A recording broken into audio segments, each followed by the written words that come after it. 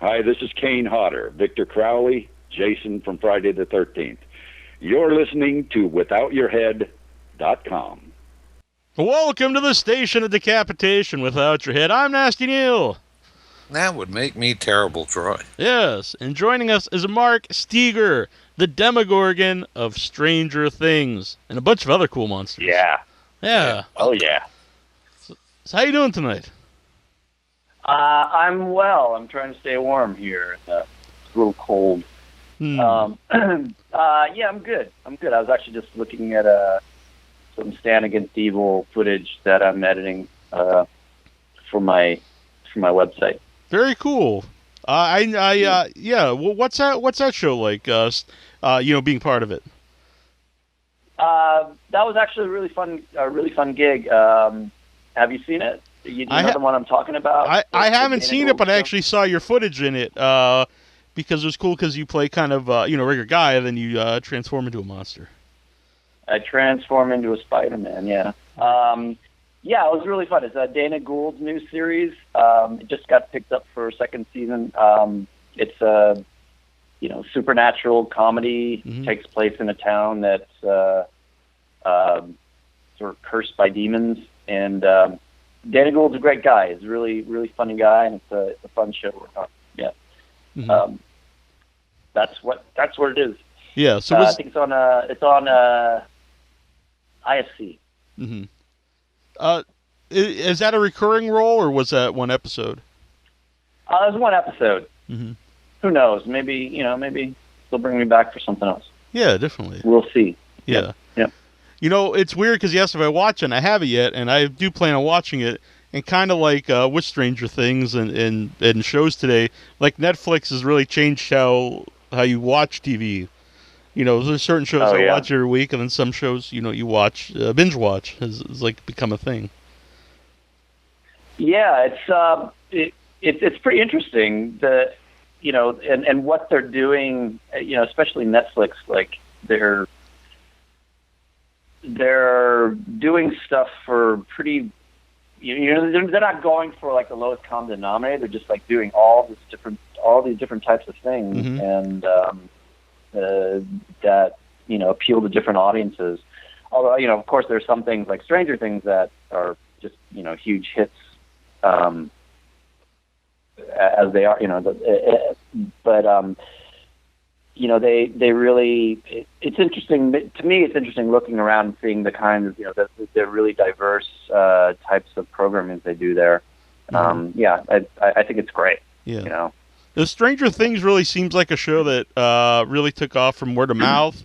Like, I didn't hear a lot of buzz about it, like, before it started. And then I watched it, and I loved it. And more people, like, on, social media, and it just, like, totally blew up. Did you think it would get so big? And do you think word of mouth, like, really helped the show?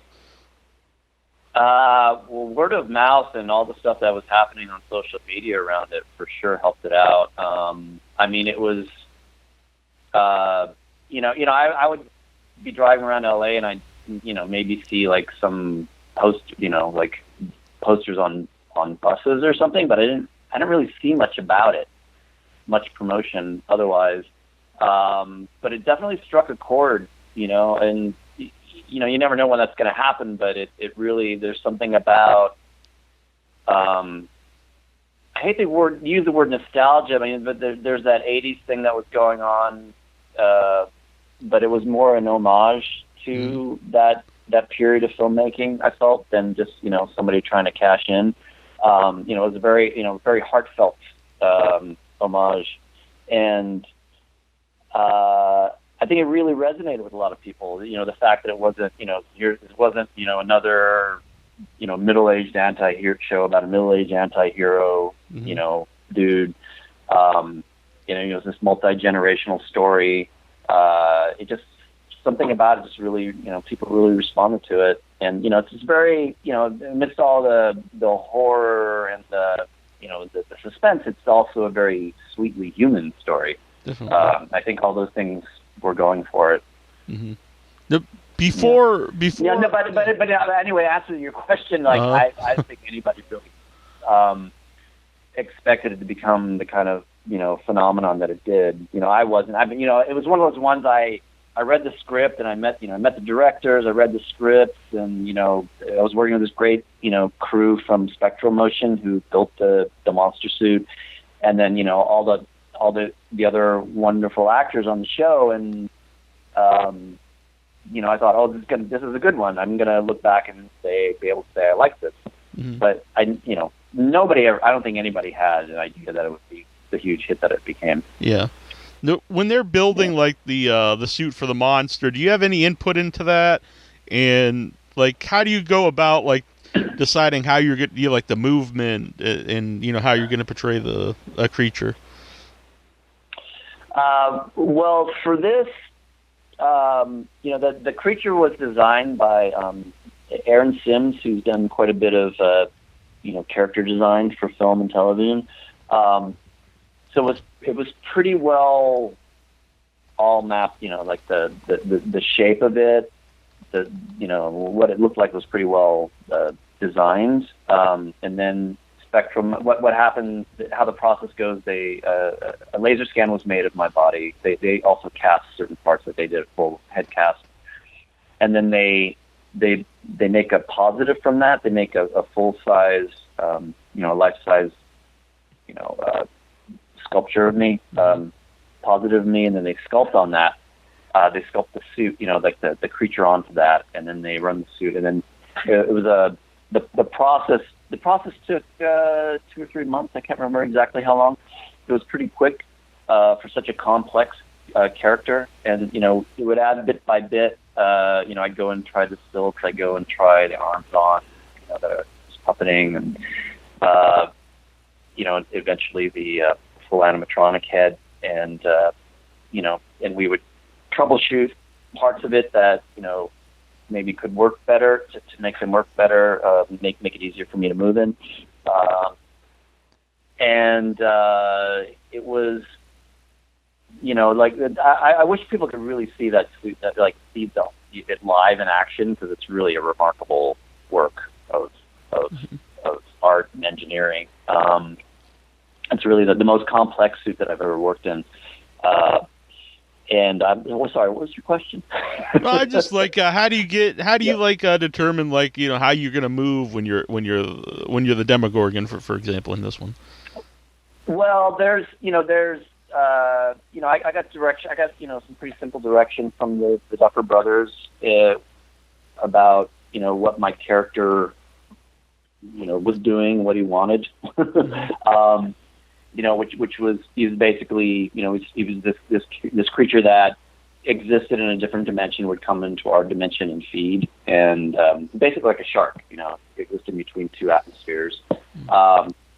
But because of the complexity of the suit, it really changes your biometrics. It changes the way you walk. It changes the way, the way you breathe, the way you see, the way you hear.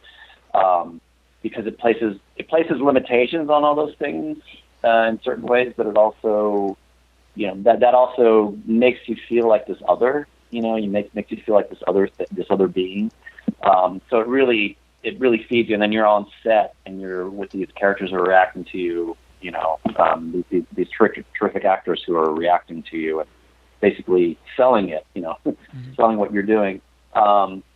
So all those things play into it, then I ask myself, I embellish the character a little bit myself in my own head, what's, obviously it's not psychologically human, so it's what is the atmosphere that it breathes, what's the gravity like where it comes from, what is it doing here? I come with a whole little, cosmography for myself, because honestly, I didn't really know that much about the world that they created. It's all kind of in their, the Duffer Brothers binary brain. And I don't know actually who knows that much about, the full backstory of everything. So, I just, you give yourself a little license, to create, when you're in these, when you're performing these types of characters. Mm-hmm. When you do something like that, do you think even if the audience doesn't know everything that's going on in your head about this stuff, but adds kind of a realism to the character, kind of fleshes it out, even as a monster, it's got certain rules that you play by when you're moving and playing it. Yeah, well, there's, I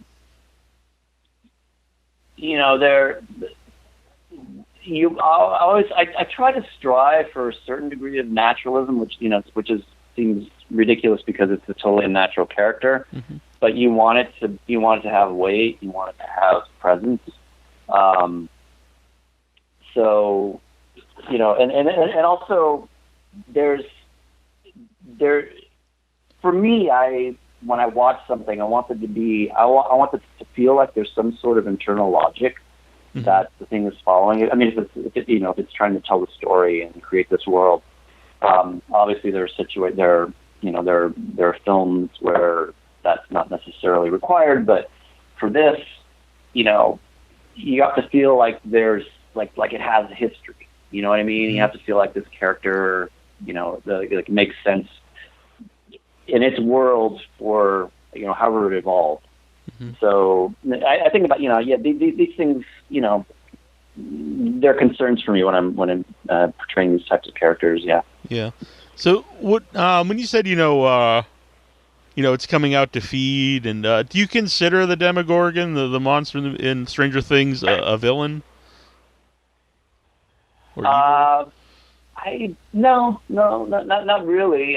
It's just doing what it does, in the way that a shark does what it does. A shark isn't, it's only bad if you're getting eaten by it.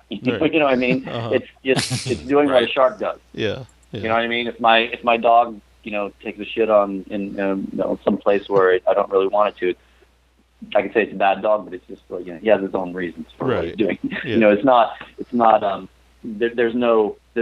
immoral. You can't pass judgment on it because it's just it's being the Demogorgon. You know what I mean? Mm-hmm. That's my take on it. For all I know, the Duffers may consider it this malicious, horrible character. Yeah. But I don't think that's the case. Yeah, I don't know if you can say this or not, but are you in season 2? I can't talk about that. All right. I can't say anything about the coming season. Yeah. Oh, okay. I can tell you fantasies about it. I can tell you lies. I can tell you alternative facts. Very topical. Yeah. That works for us. Well, it works for the country at the moment. So yeah. But they actually don't want you to say anything about it because then it always blows up into people take it and run with it, and all of a sudden you're there's some plot, some crazy plot points or narrative that's going on that has nothing to do with that actual show. Yeah. So I'm gonna loose lips sink ship. So exactly. And honestly, I'd rather not know too much about it and just go into it. Yeah. And I mean, you went into the show, right? You went into the show, you went into viewing the show not knowing anything about it, right? Yeah, not anything about it at all. Yeah, very true. The only thing I'd say about it, it's going to be darker. Okay. Next season's going to be darker. Mm-hmm. And ask this because both Troy and I grew up playing D&D. Actually, did you ever play Dungeons and Dragons? Oh yeah. Yeah. Good man. I'm sorry, what was that? I just asked, did you ever play D&D? Did you play Dungeons and Dragons? No, I didn't. A lot of my friends did, but I never played it. Mm-hmm. Yeah. How did you get involved, get into playing creatures? And are monsters anything you're interested in? I'm definitely interested in them. I mean, since I was a kid, I used to, I loved watching old horror films and old science fiction films. Mm-hmm. I mean, stuff going back to like the old Universal horror films, the classics, and even earlier stuff like Carl Dreyer's Vampire, Nosferatu, some of those old silent classics, and then later stuff as well. And I was a big fan of Ray Harryhausen stop motion animation. Me too. And I used to make films when I was a kid. I used to do stop motion and hand drawn animation, and later in my life I did it. In the early '90s, I did it professionally at a company called Colossal Pictures in San Francisco. but I also, it's kind of hard for me to, my life as a performer and as an artist has been kind of very labyrinthine, you might say. I don't feel like I followed a straight trajectory. I for about 17 years, I was alive. I did live performance work where I traveled around the world and performing in really unusual environments. It was a very physical, extremely physical work. I was interested in evolution and the history of the body, and I performed with a partner who looked we looked very similar. So we performed completely naked, bald. We do these really radical transformations with our body, and that fed a lot of what I do now with film and television. To me, it's a logical progression. Because it was a very animalistic movement I used to do with this group, and that was my main gig for, like I said, for almost 2 decades, I guess. And I moved to Los Angeles, actually wanting to get involved in film and television, and people would see the live work that I would do, and they want me to work on. Like for instance, I worked with this band called Tool. Did a music video and then went on tour with them for about a year and a half. Yeah. And Adam Jones, some people know this, but Adam Jones, the guitarist from Tool, he directs all their music videos. He actually used to work at Stan Winston's creature effect shop, makeup effect shop, and I actually got to know a lot of people in makeup effects world through him. People would see like the Tool video that I worked on. Was like, hey, who's that guy that was in that? We'd like to use them for this show that we're working on. So and they just that just kind of developed organically. I kept it's all about your relationships, really. Ultimately, whether it's just something you're doing for yourself or something you're doing professionally, or the combination of the two. So that's kind of how I got into it. That's the short story. Well, what's been the most physically demanding role? Because I actually did watch some of your stuff on your website and some of your videos, and it's pretty wild. Like you walking on all fours and just like like you said, very physical things, kind of transforming your actual body. Yeah, I mean that stuff's pretty challenging. Stuff like they all have different requirements and different challenges. With Stranger Things, it's challenging working in like a really complex creature suit like that. Making it breathe and making it come to life. I mean, but you're also working with all these other. It's not just you. It's like they're people who are doing remote control.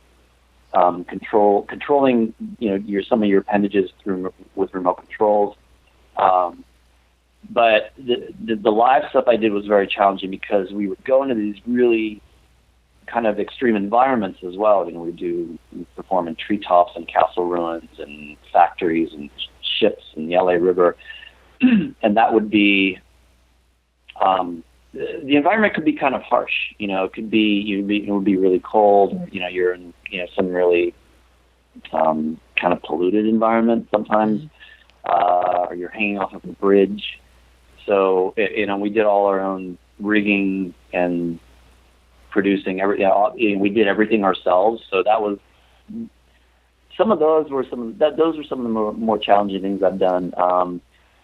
Working in film and television, you usually there's a whole group of people that you're working with, and that has its own challenges, but also you're because you're collaborating with these all these other people who are at the top of their game, that kind of puts you at ease in a certain way, knowing that you have the support. So everything has its own set of parameters and challenges. for sure. Mm-hmm. I saw The Pact on your website. Is that a short, or was that an excerpt from a film? Oh, The Pact. That's a feature. That's a horror feature that I did with the director. One of my favorite directors worked with Nicholas McCarthy. Mm-hmm. That was his first feature, and then we did another one called At the Devil's Door, where I played the devil. And then most recently we did a segment there was an anthology, horror anthology that came out called Holidays. Yeah. Came out last year. Yeah, I see. And we did the Easter segment in that. That's one of my favorite films I worked on. I play a cross between Jesus and the Easter Bunny. Yes, I That's remember. a spooky creature. That was actually my favorite segment of that one. Yeah. Yeah, I thought it was the best one in the anthology. That's there's an excerpt from The Pact though on my website, and that's what you're referring to. That's a feature. You should check it out. It's really good. Yeah, and, I watched. It was wicked cool. So yeah, I'd like to check out the whole thing. Yeah. And I just want everyone to know too, you're going to be at Texas Frightmare Weekend, and Without Your Head will be there too. More importantly, you'll be there. Are you going to be there? Okay. Yeah. May 5th through 7th. And have you done a horror convention before? I've done a couple. I did. My first one was Connecticut Horror Con. I feel bad. I can't remember the exact name of it. Mm-hmm. That was my first one. It was a smaller one, so that's kind of good. Getting my feet wet. Mm-hmm. And then I did Son of Monsterpalooza, which was in LA, I think. That was in Burbank. Okay, California. Yeah. That was pretty wild. That was kind of, in some ways that was more of a social event for me because they're all social events, but mm-hmm. there was a lot of people because it was in LA. There was a lot of people who I've worked with before, mm-hmm. so a lot of friends and a lot of colleagues were there. And then so the next one is the one in Texas, and then I'm doing one in Cherry Hill, New Jersey. Okay, that's like Monster. And I have a couple others coming up. Yeah, the one in New Jersey is. Is it Monster Mania? Yeah, that one's actually in a couple of weeks. Mm-hmm. Yeah. Yeah, that's one of the more. That's one's been around for a long time. Yeah. Yeah, the Texas one's great. Been there before. It's won award for best convention. It's a lot of fun. Did you enjoy? Yeah, it looks really good. Yeah. Go on. Sorry. Yeah, I actually got out of another gig so I could do that one because it looked really good. Yeah. Plus, I don't know if this matters to you, but it's a good barbecue around the area too. But Oh yeah. Yeah. Cool. That's important to me. But did you enjoy going to the horror convention? And was it any different than like you expected? I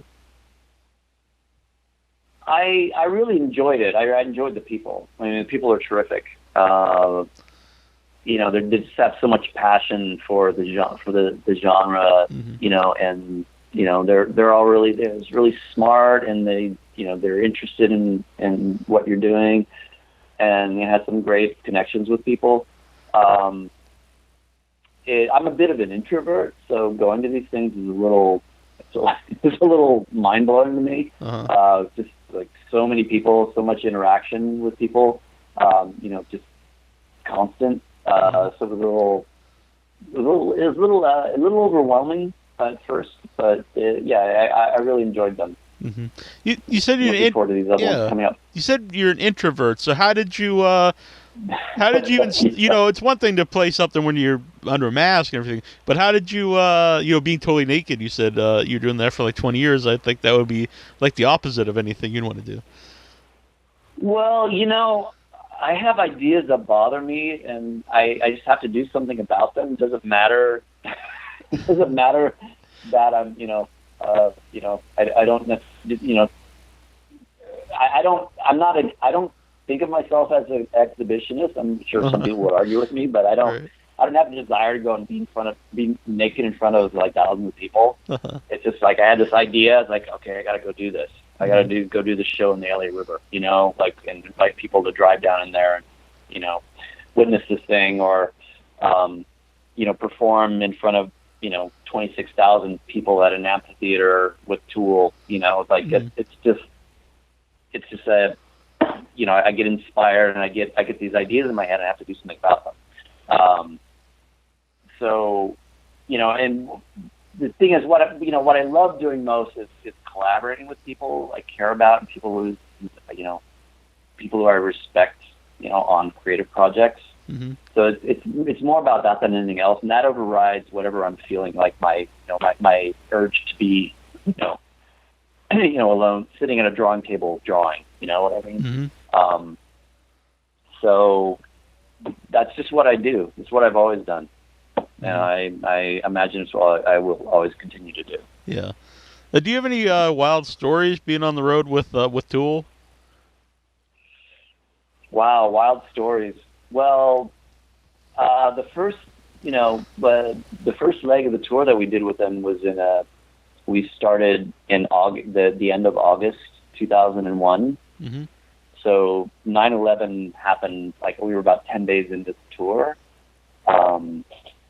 So that was pretty intense. We weren't sure if there was talk about canceling the whole tour.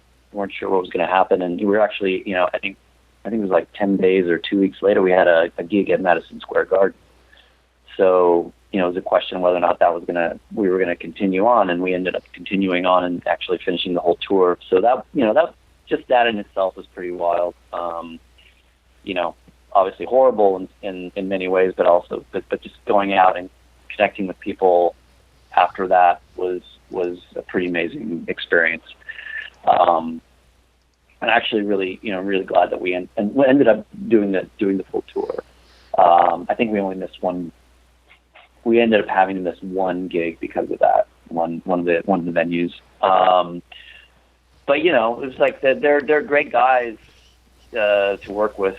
There's some wildness backstage. After some of the shows, mm-hmm. for sure. But it was just living through that whole period of time period. That whole time was a pretty big experience in itself. Mm-hmm.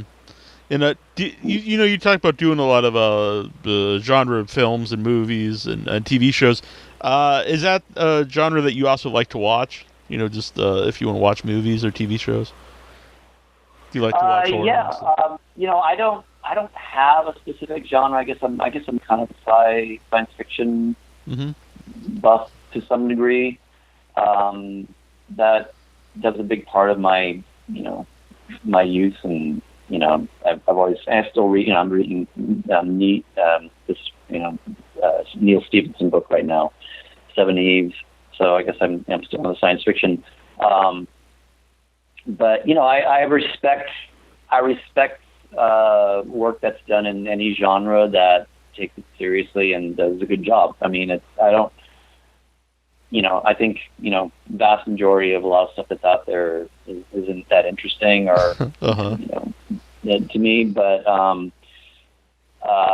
if it's done well, I'll watch anything, Mm-hmm. I'm agnostic as far as genres go. I just want to see something that's done well, and it takes me somewhere that I haven't been before.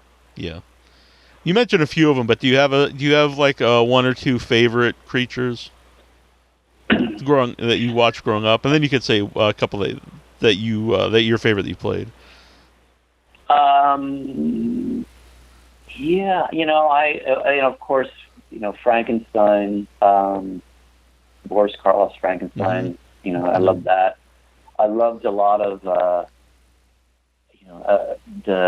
like I said, I liked his Mummy too. I love a lot of that old Universal horror stuff. Mm-hmm. I really, a monster that I really liked was the creature from the Id in Forbidden Planet. Mm-hmm. If you're how familiar you are with that? Yeah. Yeah. That to me was a really interesting one. I always blank on these things. It's like trying, when people come in from out of town, they ask you, if they want to go out for dinner. It's like I always blank on where to go. So, I mean, Yeah, what's some other ones? John Carpenter's The Thing was like that's a great mind blowing, the stuff that he did with Rob Bottin on that one. Was and pretty it's great. that's something that's actually really alien. Yeah, and Alien, of course. I love yeah. that Giger creation for that. That's it's just like I love those classic monsters. Yeah. The ones that I've done, I mean, of course, Stranger Things is one of my favorites. I have to look at what have I done? Hold on a second. Let me look here. That's what we should have asked. Just tell us everything you've done. Yeah. I mean, I really liked playing Judas in the Pact, which is, wasn't a supernatural monster so much as just like, it's like a madman, but a monster in a very true sense. I think that the scariest monsters are humans. But I enjoyed playing him quite a bit. I like the character that I played in the Tool video a lot. I like playing the devil and At the Devil's Door. I enjoyed playing Andy Barton, Spider-Man in the Stand Against Evil. Yeah, I enjoyed. They're all fun to me. Each one's each new project is my favorite project. You know what I mean? It's like I'm always excited when for the next one. Has there been there any Stranger Things action figures? Yeah, somebody told me. I haven't seen it yet, but somebody told me there's a toy now. That's gotta be. There's a Demogorgon. I think they have the whole cast. But I haven't seen it yet. But someone at the SAG Awards, somebody was telling me about it. That's gotta be cool to be an action figure, I think. Yeah, I gotta get one. Yeah. I hope it's one of those badass sideshow ones. Oh yeah. Because those are the greatest figures. Well, I'm sorry, one of those what? It's a company that makes action figures. Yeah, Sideshow. They just make the greatest figures. Sideshow, yeah. I don't think it's Sideshow. I can't remember the name. Somebody mentioned the name of the company. I can't remember what it is though. Something I heard of before. Oh, okay. Well, that's cool. Yeah. So, what's the best way to find you? Like not at your house, but to keep up with you, what you're doing online. Not to stalk the right. I'm on Instagram and Twitter, and I think I'm Stegosaurus on both of those. Stegersaurus. That's what kids used to call me in grade school. Oh, really? Call me Stegosaurus. Yeah. Stegosaurus. Just because of the name, or was there any other reason? I don't know. Like we were studying dinosaurs at that time, and Stegosaurus sounded like Stegosaurus, or they call me Stegosaurus. Yeah. They're close enough. I kind of actually use that sometimes as my logo. Like I put it on my letterhead and stuff. I got a little Stegosaurus stamp, a little like line drawing that I stamp on things sometimes. That's pretty cool. So stay with me. Yeah, Stegosaurus.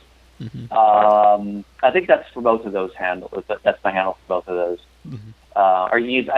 They can just do a search of Mark Steger too and find me. Yeah. It's much better. When I was a kid, they called me the Worm. The Worm? Yeah, I didn't. Where'd that come from? I don't know. Really, honestly, I don't know why anyone could, but they called me Neely Worm, and then eventually it was just the Worm. But yeah, no. I don't use that on anything. Kids are awful. They're so cruel. They are indeed. And but just real quick too, what was it like working with child actors on Stranger Things? It's kind of great because they have all this. They have so much energy, and these kids were so excited to be doing what they were doing, and they really, were loving the experience. And if I was a kid working on something like this, I'd be in heaven. And all those kids. I worked with some that are a little bit of attitude, but these none of them did. You know, Millie and Gaten and Caleb and Noah and and Charlie and Natalia and Joe Curie. Everybody was great. I just really enjoyed working with all of them. And just, they make my job a pleasure. They're just so gung ho, and like the whole the fight scene in the house, where they're Joe's hitting me with the baseball bat. That stuff is great.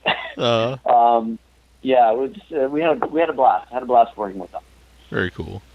Yeah, they're super likable on the show. Like you said earlier, that's one of the things that really. There's so many things I think, and it all comes together to make the show so good. It's not just it's cool to look at. The thing is that they're super likable in real life too. They're those. I'm not saying they're exactly those characters that you see them portrayed, but their essence comes through. Who they are, in real life really comes through. They're really terrific people. All of them. Very cool. Well, I appreciate you coming on tonight. It's been a lot of fun talking to you. Sure. Yeah. Great. I enjoyed this. Cool. Thanks, you guys. Yeah. Good. I'm glad you didn't say hated it. No, not at all. All right. So I'll hope to see you in Texas. Yeah. Yeah, definitely. That'll be a lot of fun. Yep. You guys are gonna have a booth and stuff? I know. Usually Texas we don't. At some of the conventions we do. For us, it's kind of it's cool to have a booth, but it's also cool not to, because then you're not stuck in one area. You can walk around and do stuff. Yeah. But, yeah, we'll be probably going around and getting interviews and stuff. So it'll be fun. Okay. Yeah. Well, definitely. I'm gonna be posted up somewhere, so definitely come by and say hello. Yeah. Yeah. It's a really big convention. It's a good time. Yeah. Great. Cool. All right. Well, thanks again, man. It's been fun. Thanks a lot. All right, fellas. Yep. Yeah. Sure. My pleasure. Cool. Good evening, everyone. This is Keith David, and you're listening to Without Your Head.